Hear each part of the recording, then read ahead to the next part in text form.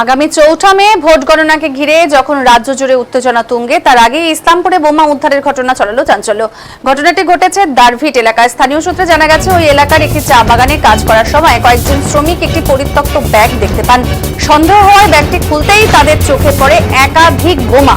সঙ্গে সঙ্গে বিষয়টি জানানো হয় ইসলামপুর থানার পুলিশকে। খবর পেয়ে দ্রুত ঘটনাস্থলে পৌঁছায় পুলিশ বাহিনী। ইতিমধ্যে গোটা এলাকা ঘিরে ফেলা হয়েছে। এদিন স্থানীয়রা জানিয়েছেন, গত রাতে বোম ফাটার আওয়াজ শুনতে পেয়েছেন। শুক্রবার সকালে এলাকায় বোম উদ্ধারের ঘটনায় আতঙ্কিত এলাকাবাসী।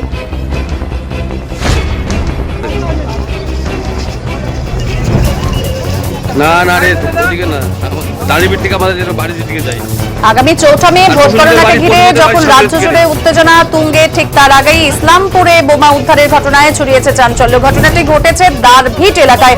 স্থানীয় সূত্রে জানা গেছে, ওই এলাকার একটি চা বাগানে কাজ করার সময় কয়েকজন শ্রমিক একটি পরিত্যক্ত ব্যাগ দেখতে পেয়েছিলেন। সন্দেহ হওয়ায় ব্যাগটি খুলতেই তাদের চোখে পড়ে একাধিক বোম। সঙ্গে সঙ্গে বিষয়টি জানানো হয়েছে ইসলামপুর থানার পুলিশকে।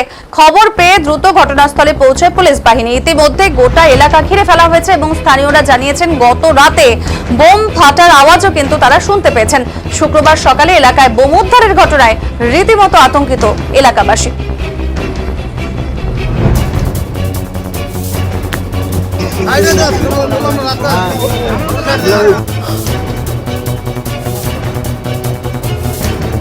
সকালে আমি আসলাম, জমিতে কাজ করতে আসলাম, তখন হলো দেখলাম আমি একটা ব্যাগ ছিল, ব্যাগটা উল্টালাম, ব্যাগের মধ্যে দেখলাম যে 3টা আছে, বম আছে। তারপরে আমি স্যারকে ফোন করলাম, এনটি সাহেবকে। এনটি সাহেব বললো ঠিক আছে, এটা তো লোকাল বম আছে, তোমরা থানায় ইনফর্ম করে দাও। তারপর থানায় গিয়ে ইনফর্ম করা হলো, থানায় স্যার আসলো, স্যার দেখছে সব। কটা বম দেখলেন? 3টা দেখলাম। কি মনে হচ্ছে বম দেখে? চোখে দেখে গিয়েছে না কি হতে পারে? সেটা তো স্যার আমি বলতে পারবো না। কোন এলাকায়? এটা দারভিট বলে এটাকে। কি নাম আপনার? কৃষ্ণ হালদার। কি দেখলেন? বম কটা বম দেখলেন? মোটামুটি 3টা। লোকজন আসছে, পুলিশ এসেছে? ছিল।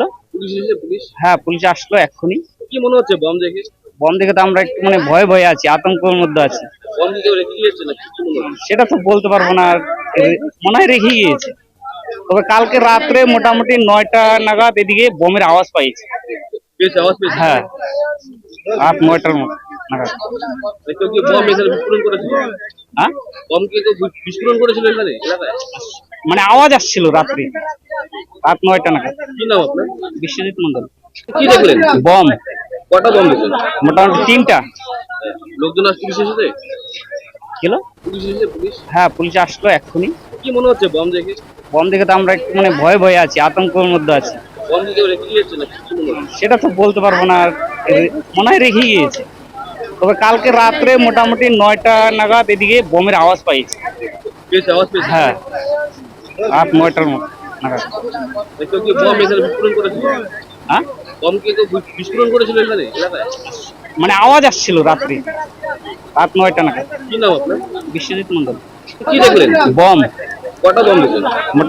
আমি তো এখনই আসলাম, এখনই এসে দেখলাম 3টা বম। বম রয়েছে? হ্যাঁ। পুলিশ এসেছে? হ্যাঁ, পুলিশ এসেছে। কোথা থেকে এই বম আসছে জানতে? আমি বলতে পারবো না। এই বম দেখে কি আপনার আতঙ্ক? হ্যাঁ, আতঙ্ক, আমরা ভয়ে। এই জায়গাটার নাম? এটা দারভিট। হ্যাঁ, দারভিট।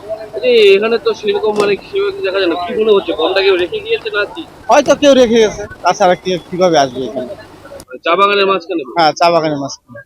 এদিকে কি মানুষ যাতায়াত করে? হ্যাঁ হ্যাঁ, এদিকে আমাদের নদীতে যাই, আমরা মাঠে যাই, এদিকে আমাদের জায়গা জমি।